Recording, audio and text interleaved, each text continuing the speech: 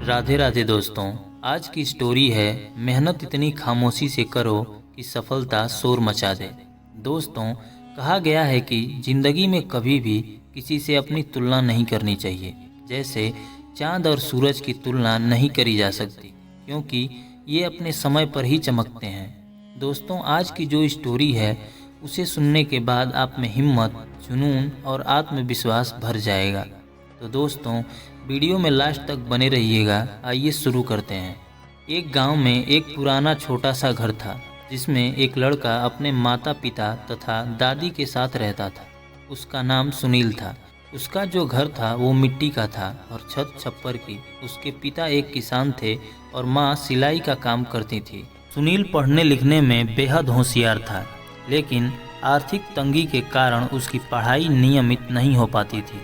सुनील का सपना था कि वह एक वैज्ञानिक बने और अपने गांव और देश का नाम रोशन करे।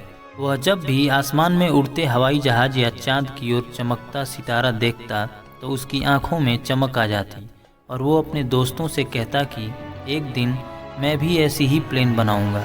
तो इस पर उसके दोस्त और गांव के लोग खूब हंसते और कहते, इस गरीब बच्चे को देखो, ये सपने तो बड़े बड़े देखता है, लेकिन इन्हें पूरा करने की इसकी कोई औकात नहीं है। और इतना सब सुनने के बाद भी सुनील ने इन तानों को अपने दिल पर कभी नहीं लिया।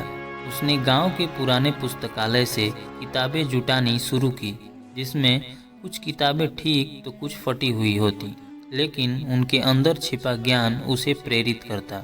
सुनील की दिनचर्या कुछ इस प्रकार थी।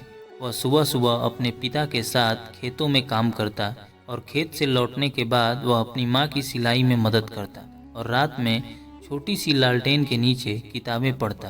और जब पूरा गांव सो जाता तो वह अपने घर के पीछे में टूटे फूटे औजारों और कबाड़ से छोटे छोटे प्रयोग करता। एक दिन सुनील ने कबाड़ से एक ऐसा यंत्र बनाया जिससे पानी को तालाब या नदी से आसानी से खींचा जा सकता था।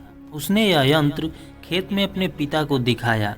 यह देखकर पिता ने सुनील को शाबाशी दी, लेकिन जब गांव वालों को इस बारे में पता चला तो उन्होंने उसका मजाक उड़ाया और उसी में से कुछ लोग यह भी कह रहे थे कि ऐसे पागल लड़कों का क्या भविष्य होगा। लेकिन इतना सब सुनने के बाद भी सुनील को किसी बात की परवाह नहीं थी। फिर एक दिन सुनील जंगल में लकड़ी लाने गया तो उसके साथ कुछ रहस्यमयी घटना घटी। सुनील जब लकड़ी काट रहा था तो उसे एक ऐसी अजीब आवाज़ सुनाई पड़ी। वह उस आवाज़ का पीछा करते हुए एक गुफा में पहुंच गया और उसने डरते डरते गुफा में कदम रखा और आगे बढ़ा तो उसने देखा कि थोड़ी ही दूर पर गुफा के अंदर एक पुराना वैज्ञानिक उपकरण रखा हुआ था। उस यंत्र पर अजीब अजीब से चिन्ह बने थे। अब सुनील ने उस यंत्र को घर ले आया। वो यंत्र काफ़ी पुराना लग रहा था। उसमें थोड़ी थोड़ी धूल, मिट्टी और जंग लगा हुआ था। उस यंत्र को देखकर उसे समझ नहीं आ रहा था कि उसे ठीक कैसे किया जाए। यह उसके लिए पहली चुनौती थी। फिर भी उसने हार नहीं मानी। उसने उस यंत्र के बारे में कई किताबों में खोजा और उसका अध्ययन किया, लेकिन फिर भी इसे ठीक करना इतना आसान नहीं था। और उस समय गांव में बिजली की बड़ी समस्या चल रही थी।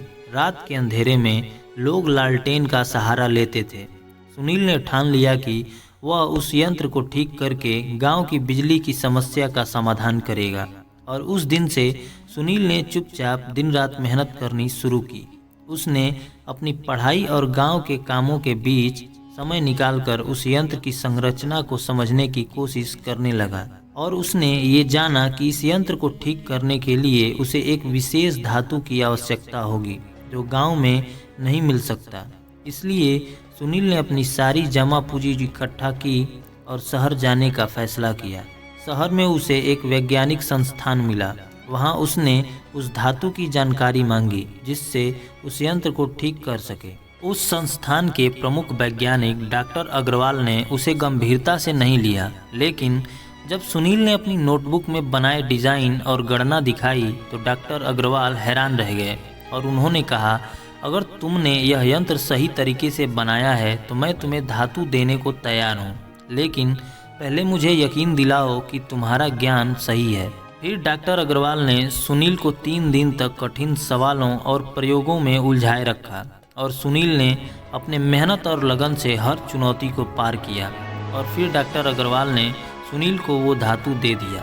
फिर सुनील अपने गांव लौट आया और आने के बाद तुरंत यंत्र को सुधारने का काम शुरू कर दिया। लेकिन अब गांव वालों को सुनील की गुफा में जाने पर शक होने लगा। वे सोचने लगे कि वह कोई खतरनाक काम कर रहा है। उन्होंने उसे गुफा खाली करने की धमकी दी।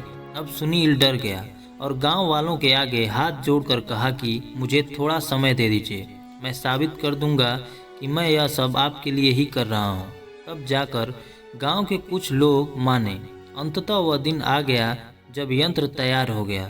सुनील ने पूरी रात जागकर मेहनत करके उसे चालू कर दिया, लेकिन एक समस्या आ गई। यंत्र ने काम करना बंद कर दिया। अब सुनील को समझ में नहीं आ रहा था कि वो क्या करे। तभी उसे अपने पिता की कही बात याद आई कि अगर कभी कोई चीज़ काम न करे तो धैर्य से सोचो और उसे नए नज़रिए से देखो। सुनील ने धैर्य रखा और आखिरकार समस्या का हल निकाल लिया। उसने उस यंत्र को फिर से चालू किया और जैसे ही यंत्र चालू हुआ पूरे गांव में बिजली आ गई, अंधेरा छंट गया और रोशनी फैल गई। गांव वाले जो कभी सुनील का मजाक उड़ाते थे अब उसे हीरो मानने लगे थे। सुनील की इस सफलता की खबर पूरे शहर और फिर देश में फैल गई और डॉक्टर अग्रवाल ने उसे अपनी संस्था में नौकरी करने का आग्रह किया।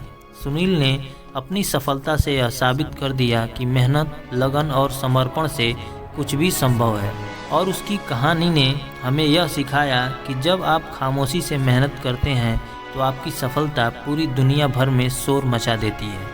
तो दोस्तों, हमें पूरा उम्मीद है कि इस मोटिवेशनल स्टोरी से आपको शिक्षा और प्रेरणा मिली होगी।